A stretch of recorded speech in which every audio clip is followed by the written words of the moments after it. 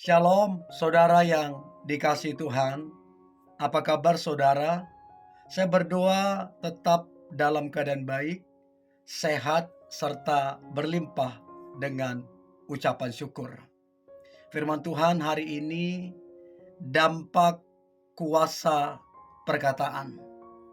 Saudara, setiap kata, ucapan yang keluar dari mulut kita itu punya kuasa dan punya dampak yang begitu luar biasa. 1 Petrus 3 ayat yang ke-10. Demikian firman Tuhan. Siapa yang mau mencintai hidup dan mau melihat hari-hari baik, ia harus menjaga lidahnya terhadap yang jahat dan bibirnya terhadap ucapan-ucapan yang menipu. Jadi saudara, kalau kita mau melihat hari-hari kita itu baik, maka harus menjaga lidah kita, ucapan kita, sehingga hari-hari kita itu baik saudara. Amsal 18 ayat 21. Hidup dan mati dikuasai lidah. Siapa yang suka menggemakannya akan memakan buahnya. Jadi saudara nggak main-main. Hidup dan mati dikuasai lidah. Saudara yang dikasihi Tuhan, berapa banyak orang kemudian hidupnya berakhir dengan tragis karena bermain-main dengan perkataannya, mengejek orang, mengolok-olok orang, ya, bercandain orang berlebihan. Akibatnya dia mengalami hal yang mengerikan saudara. Dan akhir hidupnya juga sangat mengenaskan. Kalau kita lihat di media saudara, di TV ya, atau di koran atau di mana, berapa banyak orang kemudian berakhir dengan tragis karena perkataannya yang melukai hati orang lain. Jadi hidup dan mati itu dikuasai oleh lidah. Matius 12 ayat 36-37. Tetapi aku berkata kepadamu, setiap kata sia-sia yang diucapkan orang harus dipertanggungjawabkannya pada hari penghakiman. Karena menurut ucapanmu engkau akan dibenarkan, dan menurut ucapanmu pula engkau akan dihukum. Jadi saudara, setiap kata yang sia-sia yang kita ucapkan itu harus dipertanggungjawabkan pada hari penghakiman.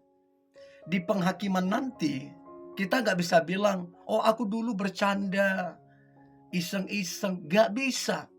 Semuanya harus dipertanggungjawabkan. Harus saudara.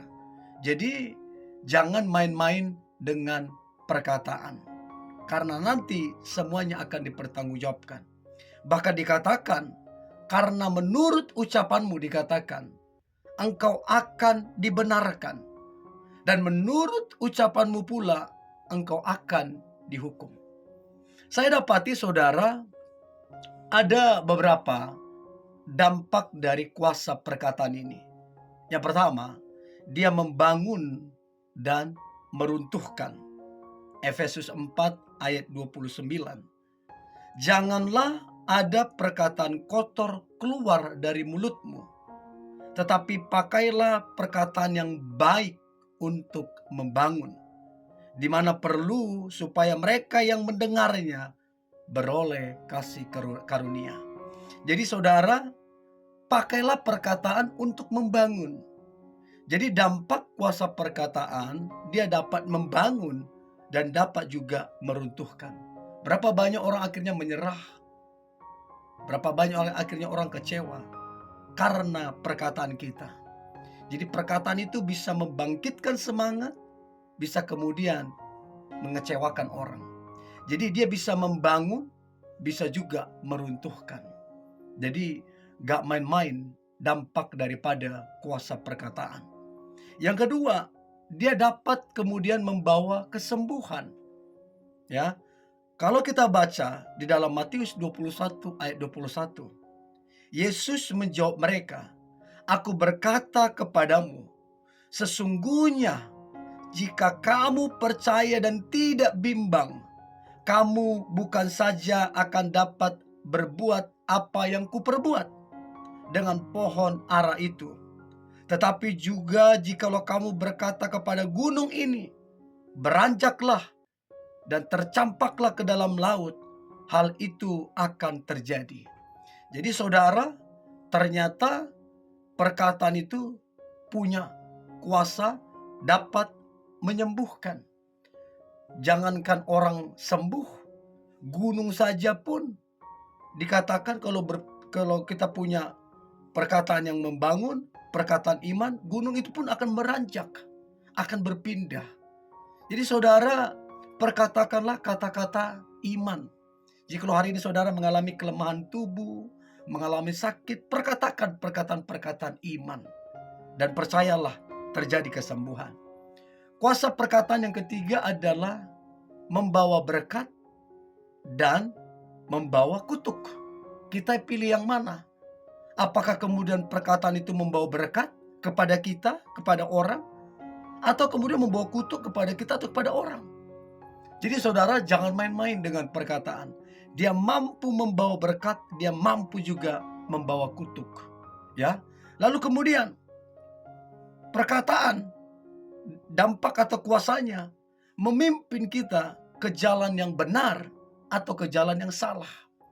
Jadi kalau kita memperkatakan yang buruk, hal-hal buruk terus kita perkatakan, maka jalan-jalan kita akan dibawa kepada hal-hal yang buruk, kepada jalan-jalan yang salah, karena perkataan kita sudah buruk. Tapi kalau kita memperkatakan yang benar, mengucapkan yang benar, mengucapkan firman, maka dia akan membawa kita kepada jalan-jalan yang benar. Jadi saudara mau ada di jalan yang benar atau ada di jalan yang salah, tergantung perkataan juga. Nah, kemudian dampak yang berikutnya, dia mampu membawa kepada kehidupan atau kematian. Jadi perkataan itu akan membawa kita kepada kehidupan, atau sebaliknya, kalau perkataan itu perkataan yang negatif, akan membawa kepada kematian. Jadi saudara, mengapa orang seringkali mengeluarkan perkataan-perkataan yang negatif, yang buruk, yang pesimis, bahkan mengandung kehancuran? Salah satunya saudara, karena orang itu tidak punya ketenangan. Jadi orang yang punya ketenangan, orang itu tidak sembarangan berkata-kata. Tenang dan berserah kepada Tuhan itu penting. Orang yang tenang, firman Tuhan berkata, dapat berdoa. Orang yang berdoa itu punya kuasa. Jadi saudara, tenang itu penting. Untuk itu tenang plus berserah kepada Tuhan. Nah, ini penting saudara. Apa yang keluar dari mulut menggambarkan siapa yang ada di dalam diri orang tersebut. Menjadi perenungan begini, ini menjadi perenungan. Mungkinkah jika Roh Kudus tinggal dan memenuhi seseorang, kemudian orang itu berkata-kata yang buruk, kemudian orang itu mengolok-olok, kemudian orang itu menjelek-jelekkan, mungkinkah Roh Kudus berdiam dan mengajari demikian? Gak mungkin saudara. Jadi siapa yang tinggal di dalam diri orang yang suka berkata-kata negatif? Yang pasti Roh Kudus tidak mengajarkan yang demikian. Saudara, kalau Kristus ada di dalam kita, maka harusnya buah rohlah yang muncul di dalam kehidupan kita. Apa itu buah roh? Kasih, sukacita, damai sejahtera, kesabaran, kemurahan, kebaikan, kesetiaan, kelemah lembutan, penguasaan diri. Inilah yang harusnya keluar, yang diucapkan ketika Roh Kudus memenuhi dan berdiam di dalam kita. Saudara yang dikasihi Tuhan, Siapa yang kemudian tidak tahu cerita tentang Ayub? Bagaimana kemudian orang ini menjadi orang yang terkaya di bumi bagian timur, sangat-sangat kaya. Tapi saudara, apa yang terjadi? Tiba-tiba saudara, kekayaan Ayub habis dalam waktu sekejap. Anak-anaknya mati semua saudara. Dan Ayub terkena luka borok yang sangat mengerikan. Bahkan istrinya mengutuki dia. Yang tadinya sangat terhormat, sangat terpandang, dihormati dan disegani, tiba-tiba menjadi orang yang paling miskin, bahkan tidak punya power saudara. Dan saudara, Ayub ketika mengalami semua itu, maka Ayub kemudian dikatakan Ayub 42, dia mencabut perkataannya. Jadi ada kata-kata yang keluar dari mulut Ayub yang tidak pas dan tidak berkenan di hadapan Tuhan.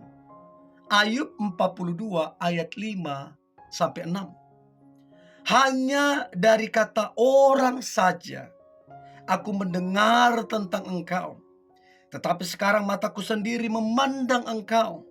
Oleh sebab itu aku mencabut perkataanku, dan dengan menyesal aku duduk dalam debu dan abu. Saudara, ketika Ayub kemudian mencabut perkataannya yang sia-sia itu, maka pada akhirnya Tuhan memulihkan keadaan Ayub 2 kali lipat. Jadi Ayub mencabut perkataannya karena perkataannya tidak sesuai dengan firman Tuhan. Karena perkataannya adalah perkataan yang tidak berkenan di hadapan Tuhan. Ayub mencabut perkataannya dan dia bertobat saudara. Apa yang terjadi? Tuhan memulihkan keadaannya 2 kali lipat.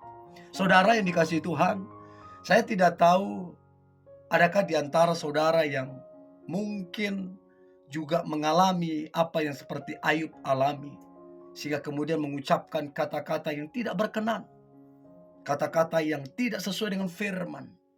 Nah saudara, cabutlah kembali semua perkataan itu dan bertobatlah saudara.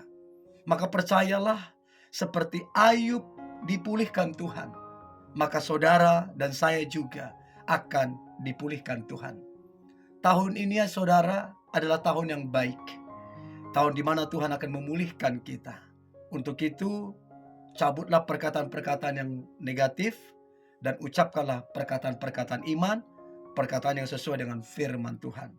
Maka berkat Tuhan akan mengalir memenuhi kita sepanjang tahun ini. Haleluya. Mari kita berdoa. Tuhan Yesus yang baik, terima kasih buat anugerah Tuhan. Kami berjanji menjaga setiap kata ataupun perkataan kami, sehingga tidak menyimpang dari firman Tuhan. Sehingga perkataan kami ini membangun, memberkati, bahkan memulihkan bukan cuma kami, tetapi juga orang lain. Biarlah lewat perkataan kami, nama Tuhan dipermuliakan. Kami perkatakan kami adalah orang yang sehat, orang yang diberkati Tuhan, orang yang dipakai Tuhan, orang yang menjadi berkat bagi banyak orang.